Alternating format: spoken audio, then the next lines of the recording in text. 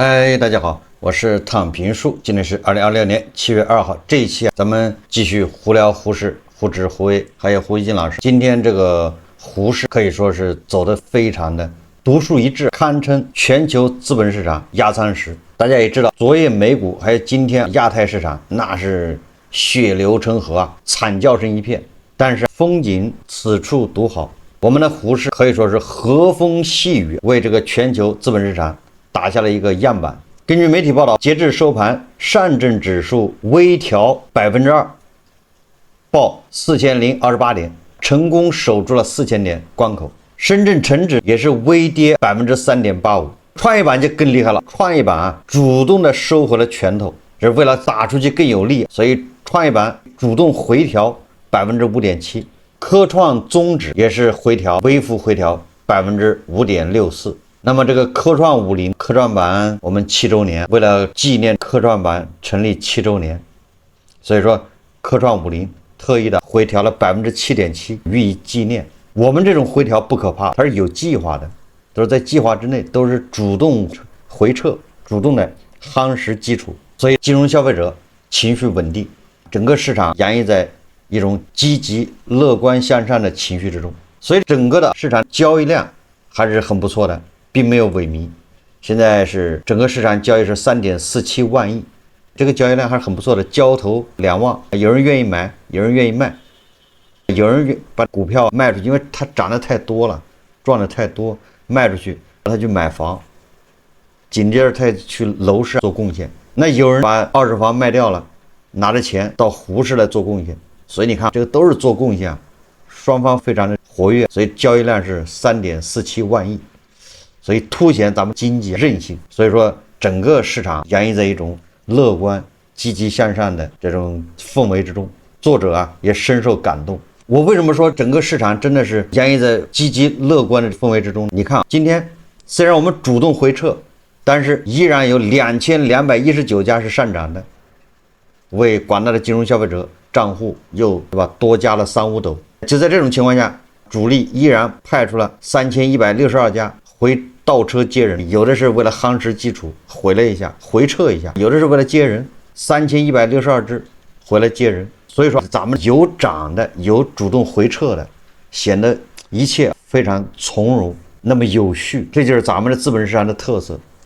但是你再一看，纵观其他的资本市场，尤其是美西方还有亚太股市，那简直是血流成河惨不忍睹。这个我一看到日本还有韩国的股市、美国股市，我这隔着屏幕都感觉到疼。日经225指数今天是暴跌2.4%，已经在7万点以下了，只有68700点。而韩国综合指数那就是狂泻7.4%，一早上一开盘就熔断，往下熔断，接着再来熔断。SK 海力士一下就跌了14%，这就简直是洗盘，这就是抢劫。SK 海力士今天一天市值少了1万，应该是1万亿人民币，少了1600亿美金。所以说，你当前情况就是咱们胡适使劲的在那压仓，想稳住整个全球的资本市场。但是有日本和韩国这两个股市，你没法稳，就稳的有点吃力。虽然我们已经很努力就稳住全球市场，但是你韩国这么跌，谁受不了啊？韩国指数暴跌7.4%，三星、SK 海力士都是暴跌。那些满仓做多、买2倍做多的，你看看这一下裤衩子都赔飞了。所以你看看这个市场，你一对比就发现了，你看咱们科创板，你看都是微调7%，而且都是为了纪念这个7周年，要不然不可能7%的，这都是主动回调。所以你看情绪很稳定。所以我隔着屏幕我都已经感觉到了日韩那边资本市场鬼哭狼嚎哀嚎声一片。那有人就说了，为啥你好好的跌干啥呢？我们这个市场是主动回撤，是有章法的。那日本、韩国的美国市场那就是崩盘了，主要是崩盘。它为什么崩盘？主要还是这个叫什么解铃还须系铃人，这个成也人工智能，败也人工智能，就这意思。昨天晚上好像是这个 Meta 突然发了个公告，说他要把他算力要卖出去，大概这意思就是出租。结果市场一下就炸锅了，毛了。为什么毛了？因为市场都说了，市场认为各大公司在玩命的投 AI 基建，是基于一个什么？基于一个 AI 算力缺口、算力荒。各大公司自己都不够，你知道吧？就玩命的投机房是吧？搞基建，这个因为各公司自己算力都不够，所以说你在资本投入开支什么1000亿、2000亿美金干这事，买这个 GPU， 买这个光模块，建机房，算力建设。结果 Meta 他说他还把他的算力出租，那你这不一下就是皇帝的新装里面那个小孩一样的，说皇帝没穿衣服，这谁受得了？就你都缺，你应该是缺算力，你怎么还把算力出租？你这几个意思啊？你不是你这现在资本市场就认为了，你这算力到底缺还是不缺？你要是缺，你怎么能出租？你要不缺，那整个的叙事逻辑就变了。这市场不缺算力，算力冗余过剩了，开始出租了，所以跟算力相关的人工智能这一顿狂跌，就是崩盘走势啊。当然了，我们胡适那是相当健康的，虽然我们胡适有一些存储芯片概念股也回调，你比如说存储一个兆易创新今天跌停，但是人家跌停跟跌停不一样，我们这跌停它主要是主动的回撤，主动的倒车接人，毕竟还有很多人没上，我们算力还是缺口很大的。我们毕竟我们14亿人，不是每个人都在用这个 token， 对不对？一旦14亿人都用起来，你说多大的缺口？所以说我们这缺口还是很大的。美西方的缺口算力过剩冗余，我们这缺口还是很大的。所以说这都是跌停，那跌停是不一样的，不能同日而语，不能照搬照抄。所以我们要发现这里面的区别。我们今天科创板所有的硬科技、算力、AI、人工智能那些叫市梦率，这些股票都是主动回调，所以大家要有信心。不要因为一回调，就不加杠杆上了，还得上，该上得上，人家是倒车接人，所以说你赶紧加杠杆上。这2天我发现这个老登股有点倒反天罡，连续这2天的老登股它好像不愿意跌了，别人在回撤，别人都在主动的夯实基础，这老登股倚老卖老，也不想夯实基础了，也不想跌了，不想割肉，不想流血，这个不对啊，有人还希望老登股有所作为，这不是老登股，它不是新质生产力，要记住了。这老登股涨，它也不是高质量的，它属于低质量的，所以一定要分清楚。老登股老割早受益，所以就在我们的科创板7周年之际，正好昨天还是前天，寒武纪市值破1万亿，所以央视立马给了个评论，央视评论说寒武纪市值破1万亿，里程碑前更需一份清醒的定力。6月30日。央视评论：寒武纪市值突破1万亿元，成为科创板具有里程碑意义的硬科技企业。但是，越是市场关注的焦点，越要褪去市值光环，清醒看待当前挑战。其估值与业绩匹配压力不容忽视。当前市场对 AI 赛道预期较高，估值中既包含企业自身的技术进步，也隐含了外部环境带来的国产替代红利。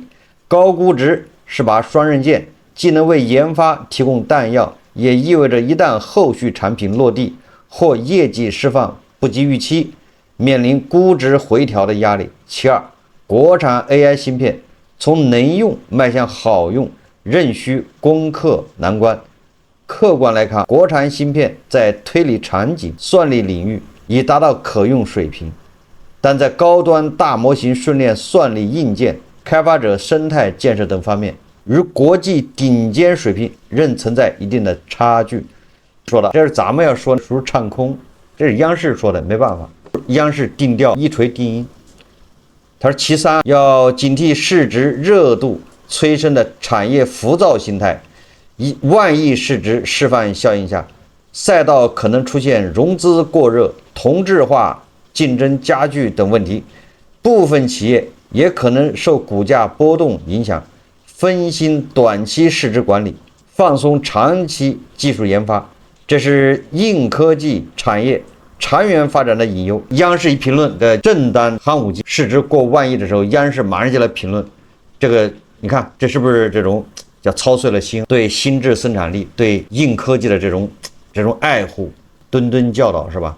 怎么说？主动的回撤。所以寒武纪马上发了一个风险提示，说自己其实没有想象中那么好，也就是没有广大投资者想象中就这意思。我们还有缺点，还有缺陷，这万一上游涨价，那我们这利润就没了。所以还是请大家理性客观，不要过热。所以这2天寒武纪就开始，所以说我说咱们科创板是主动回调，不是泡沫破裂，是主动回调，夯实基础。央视说长期以来 A 股万亿市值俱乐部多由金融、能源、消费、传统赛道相关企业主导。他说市场一度由硬科技难出大市值龙头的刻板印象，寒武纪以 AI 芯片硬科技属性打破这一成见，意味着在中国资本市场，科技创新同样获得较高的定价权，硬科技企业完全有能力担当 A 股的压舱石。你看看，我说 A 股是压舱石，这不是开玩笑，这很多人总认为我是在调侃这个。你看央视不也跟我一起来说了吗？央视的承认这个压舱石，咱们资本市场如果多一些像寒武纪这样的企业，那我们就多了很多压舱石，我们资本市场就成了全球资本市场的压舱石，没毛病啊。这是央视都说了，对不对？所以说以后说压舱石，这个不能往坏的方面联想，这都是我们都是主流媒体，是同一个声音，这都是向主流媒体看齐，同一个高度，压舱石嘛。我们再看看经济学家马光远也为中国的这个金融消费者操碎了心，他发了个视频，他谈到说，就是说今年股市究竟有多少人赚钱？他说我们天天都能听到哪个股票涨了20厘米，哪个股票翻倍了，甚至翻了10倍。他说我们从中国的 A 股也好，还是美国、韩国、日本股市也好，从全球股市看，他说大家都是一片热闹。每天都能听到说谁赚到钱了，每天都听到有哪个股票暴涨，翻10倍、20倍、30倍的股票比比皆是。马光远就问了，我就想知道大家究竟有没有赚到钱？为什么问这样的问题？他说因为从个股看，从板块看，确实今年上半年有很多股票表现得特别好。他说但是要真问起谁赚了钱，他说好像身边也没听说谁真的赚了钱了。这是马光远他的困惑，他说好像应该都有人赚钱，比如胡一金老师应该赚钱了是吧？但是似乎也很难，天天看媒体宣传都是牛市，应该赚钱了，但是问问身边的人，好像赚钱的人非常少，没什么人赚钱。这为什么？他说我看了一下每天走势，每天收盘以后，他说我们5000只股票指数涨了，每天指数都在涨，但是一听4000多只股票在下跌。他说这种情况经常发生。他说他算了一下，统计了一下，他说上半年大体情况，70%到80%人是亏损的。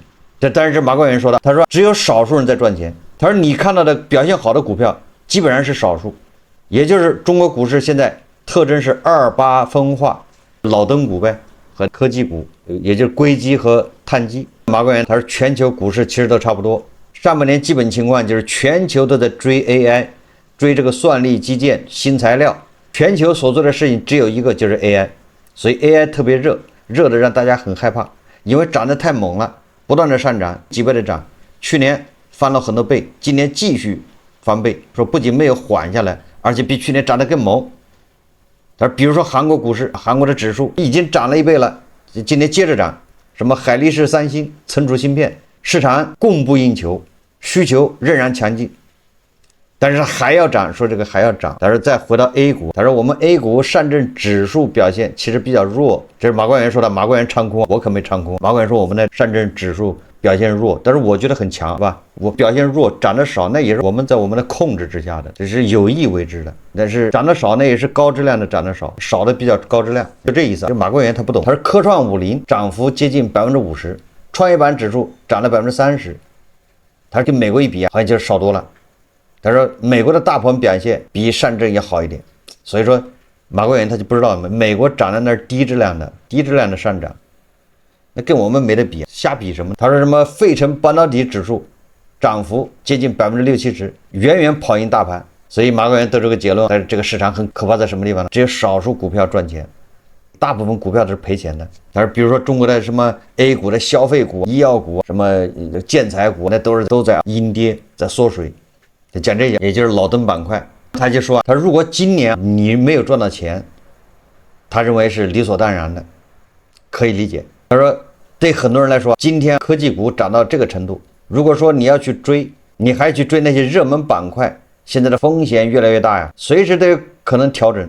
所以最后马关元得出个结论，他说普通人赚钱太难了，他说这是个真理，也就是普通人想赚钱太难。这个道理我一直在节目里面反复跟大家灌输啊。我们是普通人，我们是韭菜牛马，不要老想着是买个什么东西一卖就赚钱，千万不要有这想法。你要有这想法，你就是犯罪。或者你随便一买个东西一卖就赚钱，那合着谁去开玩笑车，谁去送外卖，谁去写代码，谁去扫大街？我在那一买就完了，一卖就赚钱。马关元的观点就这意思啊，普通人投资太难。不要说普通人，实际上有些名人，他们曾经也认为投资很容易，低买高卖这都容易，傻子都会。所以比如说牛顿1720年破产，牛顿破产就是因为炒股破产，牛顿苹果都没把他砸晕过去，炒股破产了。马克思，你想马克思是《资本论》1864年也破产了，也是炒股，你比马克思还厉害啊。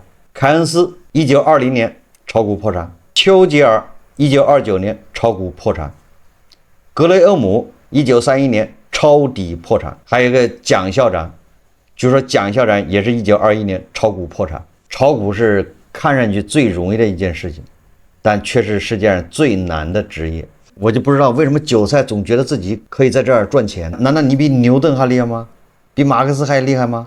比丘吉尔、凯恩斯，你比校长还厉害？我们再看有媒体报道，2020年上半年 A 股股民人均赚3万，翻倍股357只，这应该是不错了，人均赚3万，但是9个赔1个赚，为什么？你看，先看这个是 A 股上半年近70%个股收跌，就是6月30号这个上半年啊，有70%的股票是跌的。6月30号，沪深金三市近70%个股上半年收跌，个股涨跌幅中位数负的15.5，什么意思啊？一半的股票跌幅比16%大，你想想吧。所以如果你上半年赔了16%，那你是平均水平，叫中位数，你跟一半人一样的。还有言下之意，还一半人比你还惨。所以说你要今年上半年只赔了16%，你应该高兴，你跑赢了一半人，就这意思。他说其中58股跌超50%，340多只股跌超40%，110多只股票跌超30%，跌幅排名前期的均是退市股。上半年跌幅第一的天普股份跌了70%，跌幅第二的是景好医疗67%，第三名则是海南发展65%，也就是70%的股票是下跌的，一半股票跌幅是16%，比这多。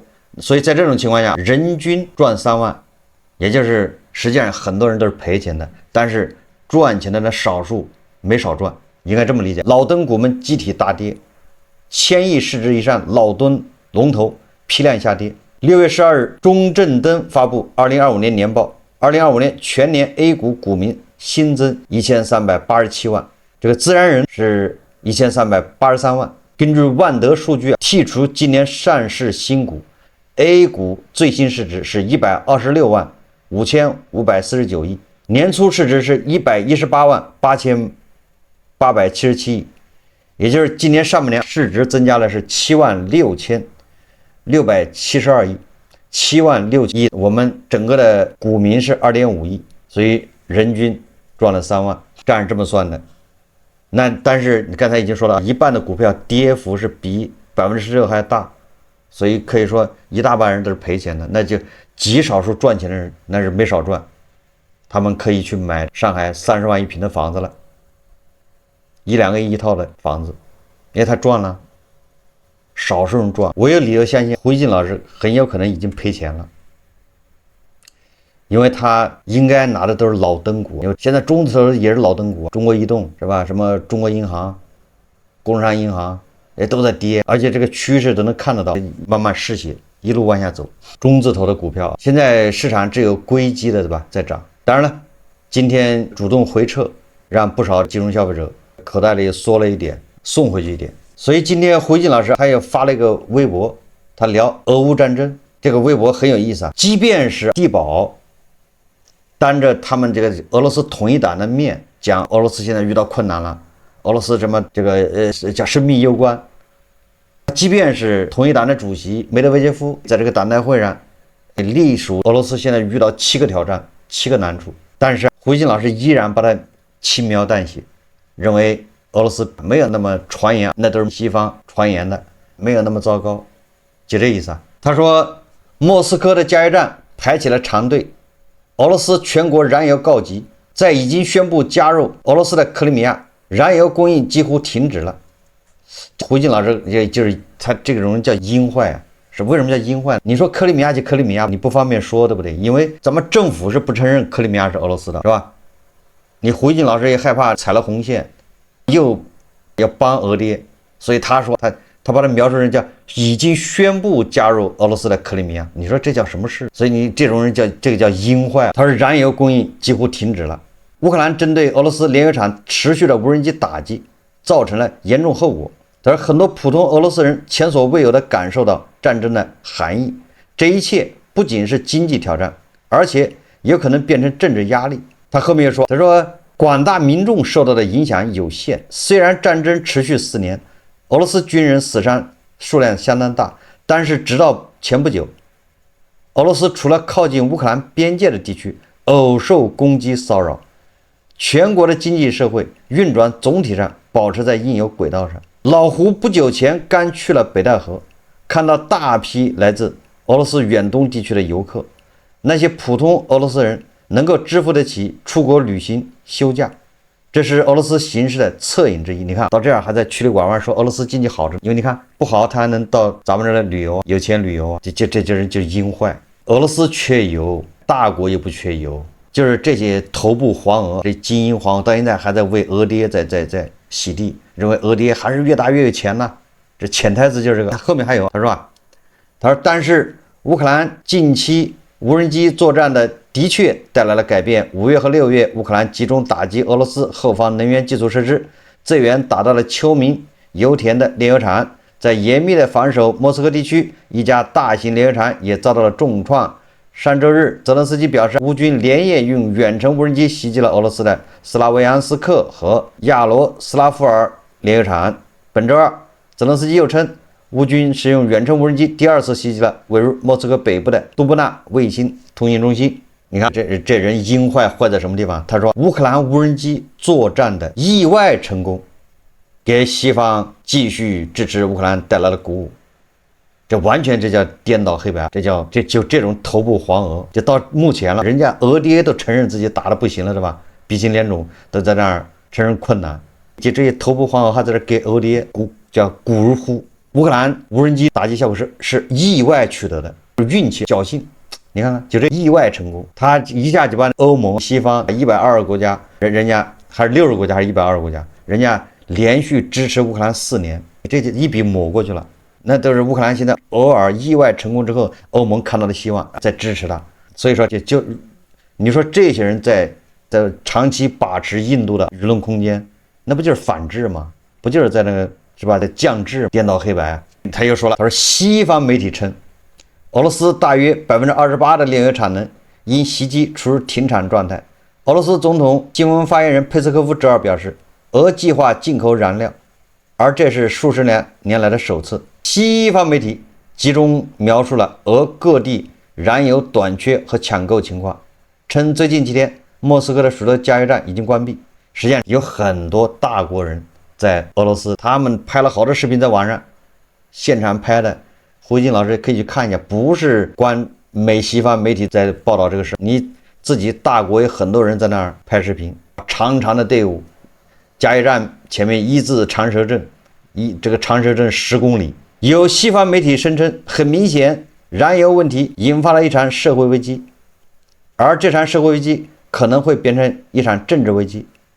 好，胡金老师又来了，他说：“当然了，这是西方的期待，他们很盼着俄罗斯人因为对战争的延续不耐烦，从而变得与政府离心离德，甚至引发动荡。”胡金老师又继续洗地，然而莫斯科的态度并未松动，普京周日发表讲话，拒绝了乌克兰方面提议的双方都停止对对方进行远程攻击。你看他为这个俄罗斯洗地，明明是地保提出来是吧？我们双方不要打纵深了。这样胡金老师采取了俄罗斯人的说法，说是乌克兰提议的，普京拒绝。实际上国内很多媒体参考消息、央视新闻都报道了是地保提议的。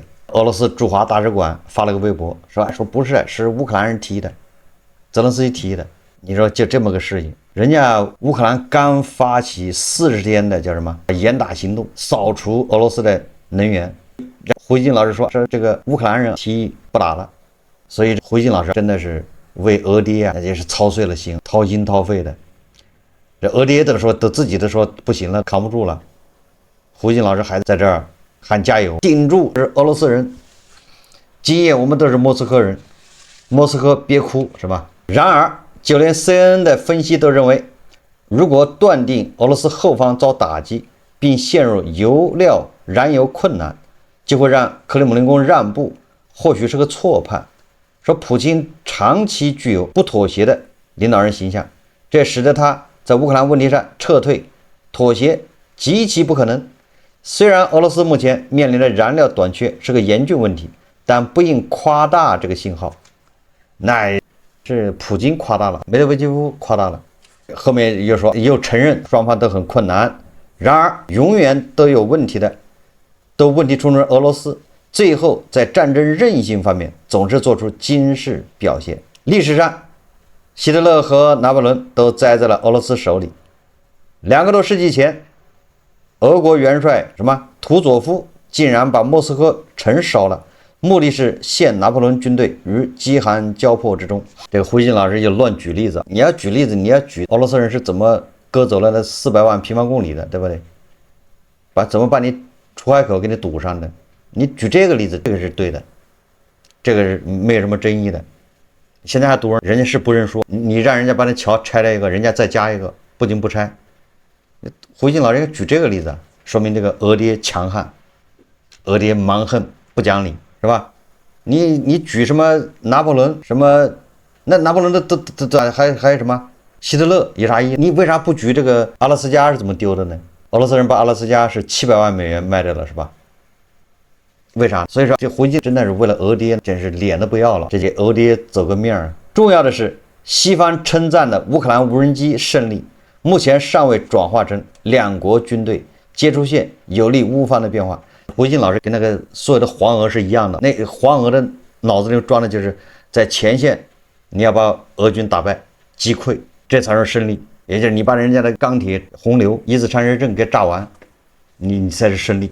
也跟加头一样，还有很多对吧？你有没有打到莫斯科？是不是都是一个逻辑啊？他不知道人家这个前线一旦稳住了，你谁也动不了，就靠后方轰炸，前线不需要推动。这个大家都看明白了，能反攻固然好，能把对方击溃那是好事，但是击不溃一样的一个办法，那就是后方拿刀子放血，越放越厉害。现在才到哪儿？年底人家 FP 导弹杠7杠9这些直飞莫斯科，那可比无人机厉害啊！胡锡进说，这是一场残酷的消耗战，西方的支援很多，但战要乌克兰亲自打。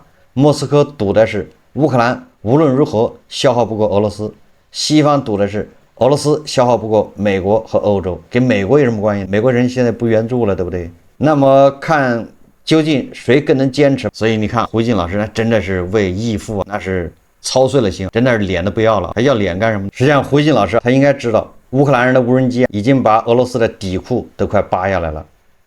胡锡进作为曾经的宣传员，知道形势一片大好的谎言已经编不下去了，越打越有钱也说不过去了。一方面不得不承认俄罗斯正面临巨大的内部政治与社会危机，一方面又体现了对俄父后方失火的焦虑，连给洗地呐喊的音量是不是小了8度？可以说为义父呐喊声是越来越微弱，再这么下去，由呐喊变成呻吟，有气无力了。好，这期节目咱们就聊到这里，感谢大家收看。如果喜欢我的节目，欢迎订阅、评论、点赞，谢谢大家。